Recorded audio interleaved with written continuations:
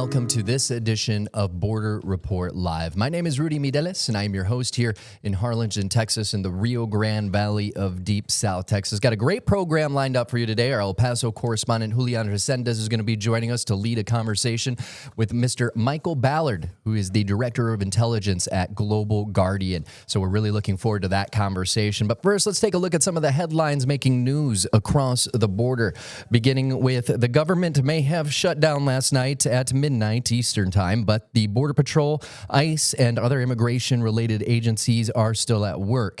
Now, Homeland Security says immigration and border operations will continue, but officers and agents will not be paid until the government reopens. Now, our South Texas correspondent, Sandra Sanchez, has been kind of going up and down the border and visiting the different crossing areas and, just keeping an eye on what things look like out there. And she said as of right now, as of today, everything looks as business as usual for those agents working along the border.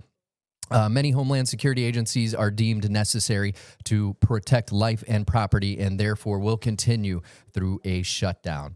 Also happening in Oregon, the state has filed a motion for a temporary restraining order against the deployment of federal troops in Portland.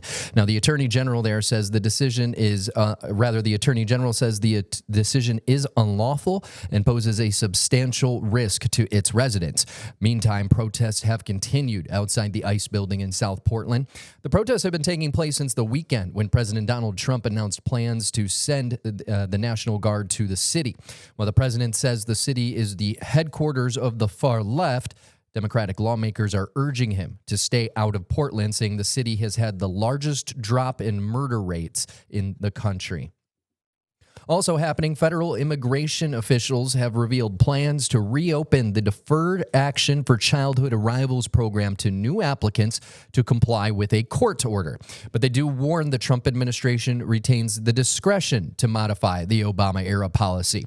U.S. Citizenship and Immigration Services have made plans to accept and process new DACA applications from migrants not enrolled in the initiative. Currently, there's more than 500,000 so-called dreamers to live and work in the U.S., and these dreamers are allowed to do that without fear of deportation thanks to this DACA program. Now, you'll recall dreamers are migrants that as children entered or were brought to the U.S. illegally by adults or overstayed their visas.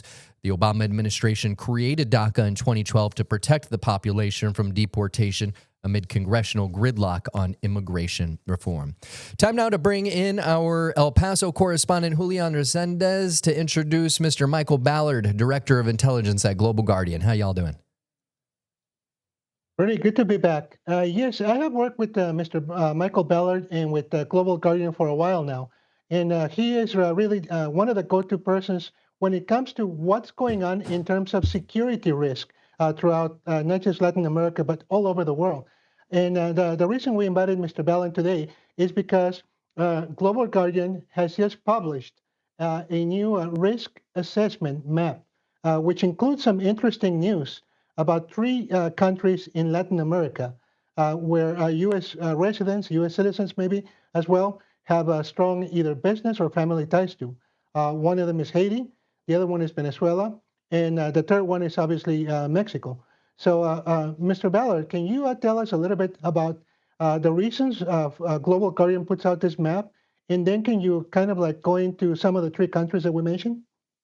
Yeah, 100%. Thank you so much for having me. So we do publish a risk map every year. We kind of have a traditional side to it of your, low, medium, high, and extreme risk countries all over the world. And then we focus in on a specific kind of subtopic. This year, we looked at terrorism, where it's gotten worse, where it's gotten better, where it's an endemic problem. No real surprises there. You've got, countries in the Sahel in Africa, right? Mali, Niger, Burkina Faso, Somalia, Nigeria has issues with Boko Haram. And, the locus of terrorism that was in Syria and Iraq with ISIS has kind of shifted. And we're looking at, how this may impact security going forward when you have terrorist organizations that are kind of operating with relative impunity in places like Mali, Niger, Somalia, et cetera.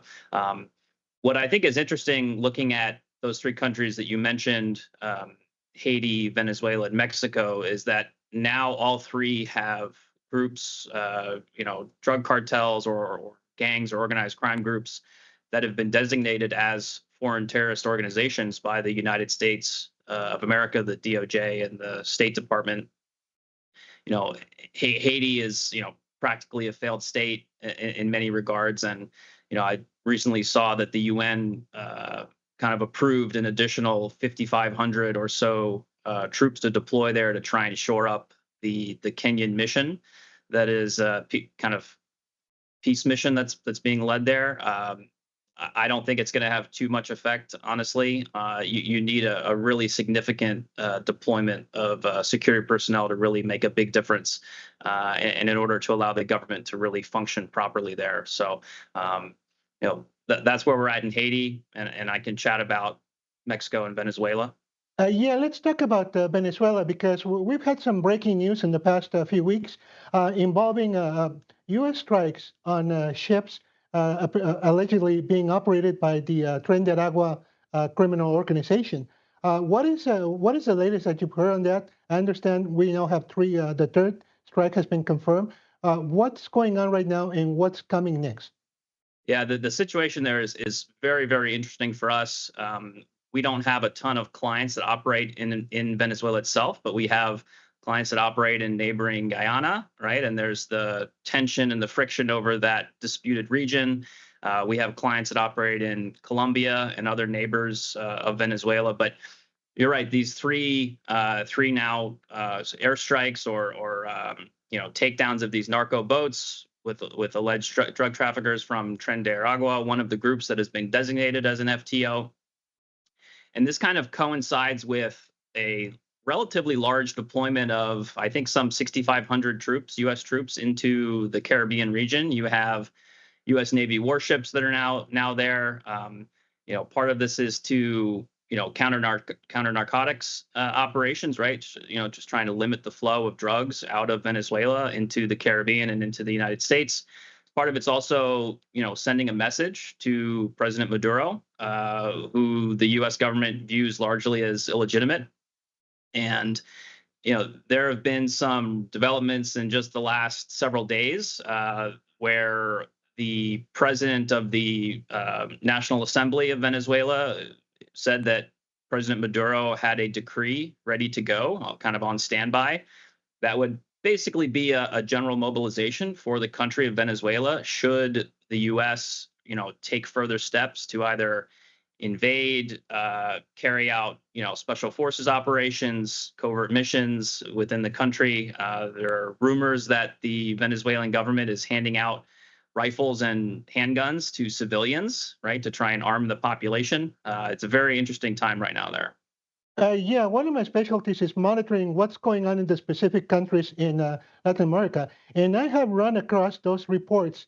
There's certainly been rallies on the streets of Venezuelan cities in support of Maduro, chanting anti-American slogans and all that. So definitely something's brewing. The environment is right for something to happen. Now that's on the Venezuelan side. What do you think is our next move as far as the U.S. government, the Trump administration? With Venezuela?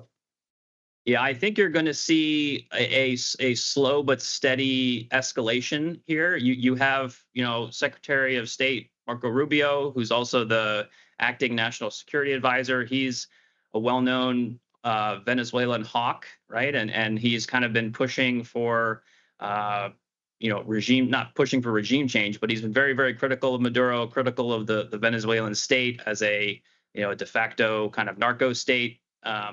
We think that's probably how most of the military officers and many of them kind of maintain their lifestyle through the collapse of their currency several years ago and the drop. Their economy had basically crashed. That was kind of how they maintained power there and maintained spending power, as it were. But we think that all signs point to, the U.S.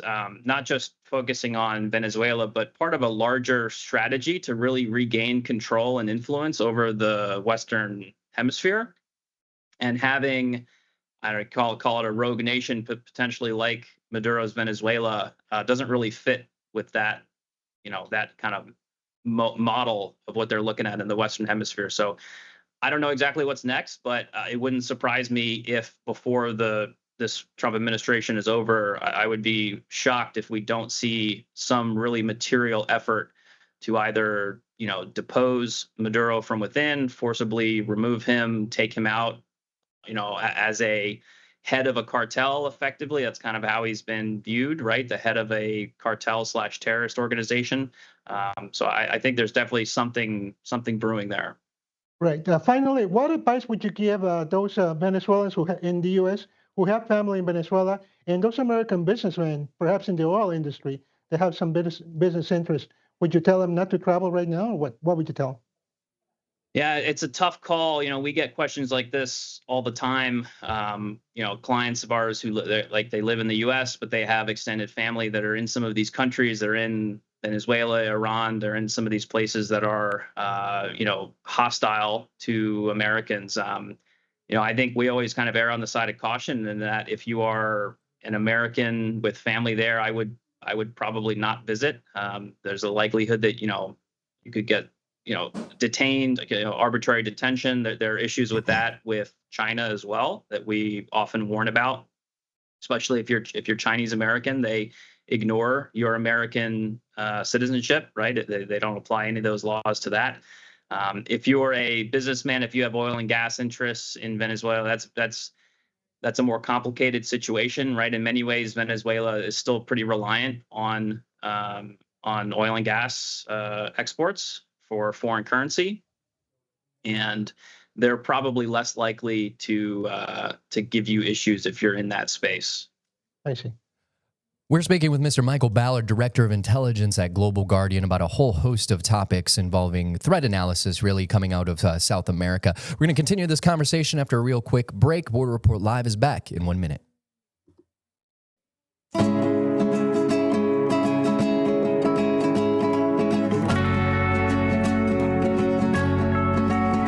Welcome back to this edition of Border Report Live. Joining us now is Mr. Michael Ballard, Director of Intelligence at Global Guardian. Really, thank you. Mr. Ballard, we've been talking about South America, primarily Venezuela. We've also been talking about the Caribbean, Haiti. But one of the hotspots on the Global Guardian map just released is Mexico. And I have to ask you, why is Mexico still a hotspot? I mean, the reason I say this is because our president, President Sheinbaum, goes on TV, shows the homicide chart saying, oh, everything's going down. This past weekend, she was visiting the port of Mazatlan in the state of Sinaloa. So why is Mexico still a hotspot right now in the continent? Yeah, Mexico is a very interesting, has a very interesting security dynamic. Those dynamics are pretty different depending on where you're going and where you're looking. And you could be going to, Mexico City, Monterrey, relatively safe cities that have issues with, petty theft and some violent crime like any other large metro cities in the world. But when we look at holistically, some of the risks to travelers in other places that along the border in Sinaloa, Jalisco, Michoacan, Guerrero, some other places, the risks and the impact of those risks is pretty severe in many cases, right? Think about kidnapping for ransom. You think about being just collateral damage from some of these really large scale shootouts that occur between either rival cartels, factions within the same cartel. We've seen this going on in Sinaloa, or if you have law enforcement trying to carry out an arrest operation or a bust, and they run into an up-armored, right, a monstruo, a vehicle, and there's large shootouts. I mean, we saw this, what they call the culiacanazos, these large kind of chaotic events that happened when they tried to arrest, I think it was Ovidio Guzman several years ago. You had planes at the Culiacan airport getting hit with bullets. They had to shut down operations there. Obviously, we don't have a ton of clients, and not a ton of Americans are traveling to places like Culiacan or think about some of the other border cities. There are a lot of business that happens in those, though, and those are vitally important to some of the cartels. So for us, it's a little bit about, while the risk is maybe not the risk is a moderate risk of these things happening. The impact of them is pretty severe, and that kind of goes into part of that weighting for us.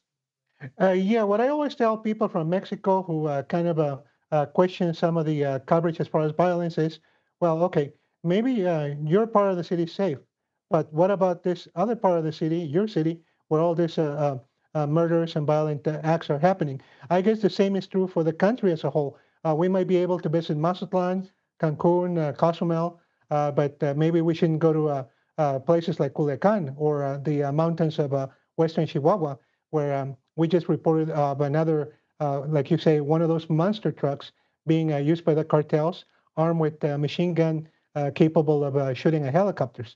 So, Yep. what are some of the hotspots right now in Mexico that people in the U.S. should avoid? What's going on there? Yeah, I mean the battle in Sinaloa is still raging between the sons of El Chapo and La Maiza, the sons of El Mayo, or the followers of El Mayo. I didn't watch it, but there's just a video I saw a couple days ago of a hitman for Los Chapitos basically being tortured live, right? So and killed, and these types of incidents are happening still constantly in Culiacan, in Sinaloa, north to south. You've got something like almost 2,000 people have been killed so far in the last year since that kind of Cartel de Sinaloa conflict really started. Doesn't show too much signs of stopping, but from what I've read and folks I've talked to, it seems like the Maiza faction is going to eventually win out here. They have better alliances, better support with CJNG, or potential alliances with CJNG, CDN. I've heard rumors about an alliance there. It feels a little bit like the Los Chapitos are slowly but surely losing that a little bit. But when you look at hotspots, Guanajuato comes to mind. There have been dozens and dozens of shootings at bars in the state. This is a pretty common theme that we've seen in Guanajuato, in Michoacan, and some other places, Jalisco, where you have cartels. They use tire shops, mechanics, garages. They have bars, restaurants that are either cartel owned. They are fronts for money laundering, and they get targeted by the rival groups. And so these are real hotspots. Guanajuato as a state, and there's that kind of valley of, what is it, Irapuato, Salamanca, Celaya, tons of violence there. Doesn't really impact our travelers too much, but if you're you're a local, you could easily get caught up in one of these bar shootings where they're trying to hit someone else. And then I would also add kind of an interesting note, is you may have seen this in Mexico City the other day. There was a shooting overnight of a salon owner in the upscale neighborhood of Polanco. Something that we don't really see too much of is that kind of violence in a neighborhood like that in Mexico City.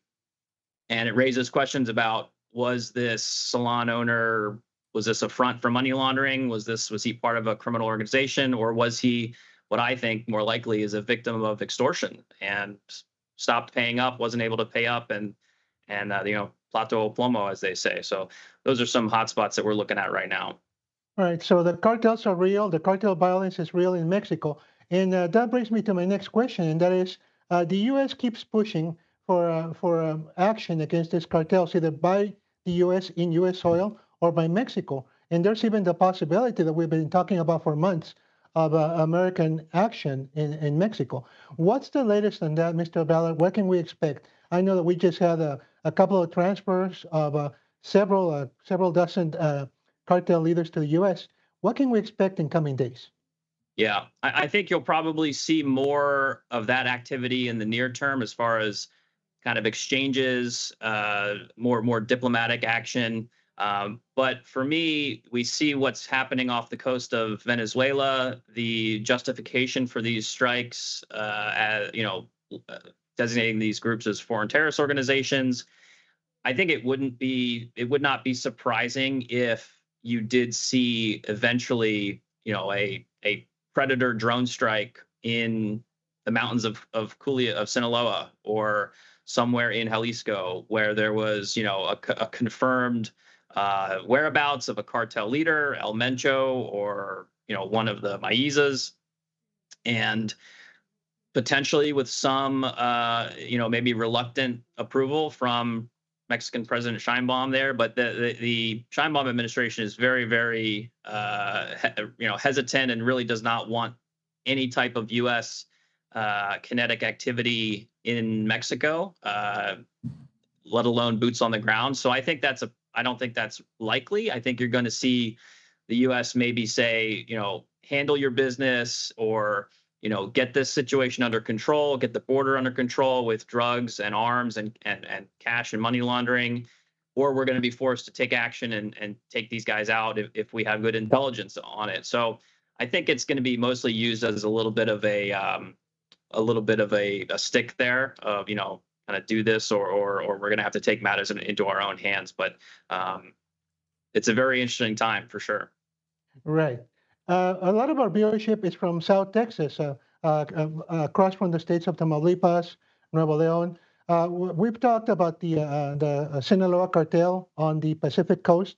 What's going on? What's the latest that you hear as far as the cartel activity on the eastern portion of Mexico?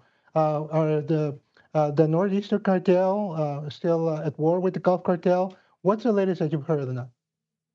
Yeah, it's been relatively quiet. You have a pretty interesting, history of what's happened in that whole area in the last 5, 6, 8 years. With the Zetas have really kind of disappeared. They've turned into the CDN. A little bit of the old school Zetas still in pockets. You have the Gulf cartel doesn't really exist as a whole entity as it once did. You now have the different splinter groups that kind of control the various border cities. So you have the Cyclones, the Scorpions, the Metros, that all kind of, control, was it Matamoros and Nuevo Laredo and some of these other cities along the border.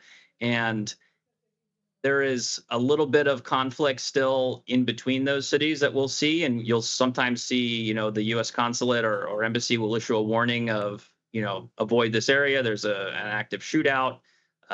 There's been, checkpoints along these different highways. But it's from my perspective, it's, I think, improved a little bit as far as the amount of extortion that's happening. Monterrey used to be, way back used to be you think about the casino fire and the power and the influence that Los Zetas had over that city, and how it's really made a turnaround. And by no means are those border cities safe, I would say, but certainly an improvement, I think, from past years. But I would also add, you see what's happened with the Sinaloa cartel and how quickly it can really devolve into violence. And if there is a power vacuum, if somebody gets picked up and arrested and extradited and they're no longer in the picture, that tends to lead to more violence, at least in the short term, until things, kind of settle themselves out. I see. Rudy? Well, we've been speaking with Mr. Michael Ballard, Director of Intelligence at Global Guardian. Unfortunately, we are out of time. I wish we could continue this conversation for another couple hours, to be honest with you, because it's very interesting. But hopefully we can call again on you again, sir, in the future, and we appreciate you being here. Yeah, thank you so much for having me. All right, and stay with us. Border Report Live is back in 1 minute.